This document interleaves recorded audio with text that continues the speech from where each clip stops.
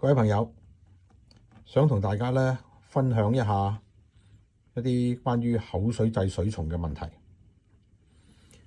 我而家呢一批咧就係蘑菇型嘅口水祭水蟲，咁啊主要咧係嗰啲德國康啦，係用得比較多。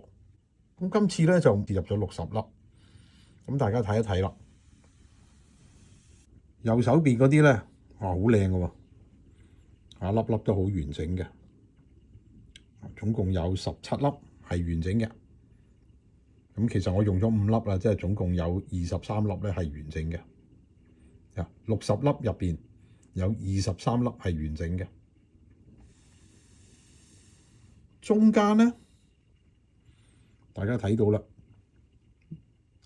呢12粒咧就有啲好淺嘅紋，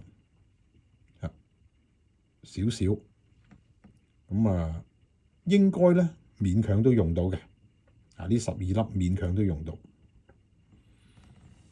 咁不過咧，如果我哋睇下另外左手邊呢25粒咧，佢差唔多咧都有啲大嘅裂紋，而且咧係貫穿咗個水蟲嘅中心位置。咁呢啲咧係絕對唔用得嘅，用咗都係靠害嘅啫。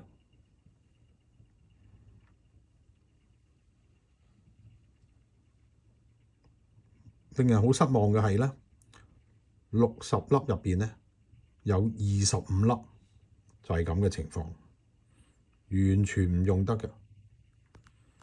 最誇張嗰粒咧，佢直頭係裂開，而且咧裂到落底添。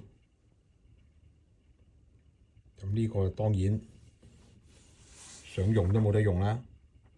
咁不過其他嗰24粒都係差唔多情況啦。我哋傳統直身嗰啲水蟲咧，有陣時如果一邊有裂痕，第二邊冇咧，咁佢仍然係可以用嘅。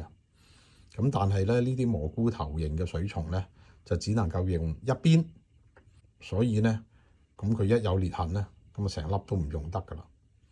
基於咁低嘅良品率咧，我希望大家如果願意嘅話咧，都盡量改用傳統嘅口水祭水蟲。事實上咧，德國式嘅蘑菇頭水蟲成本係好高嘅，所以咧呢啲水蟲如果大家堅持要用咧，費用咧就要高啲。希望大家諒解啦。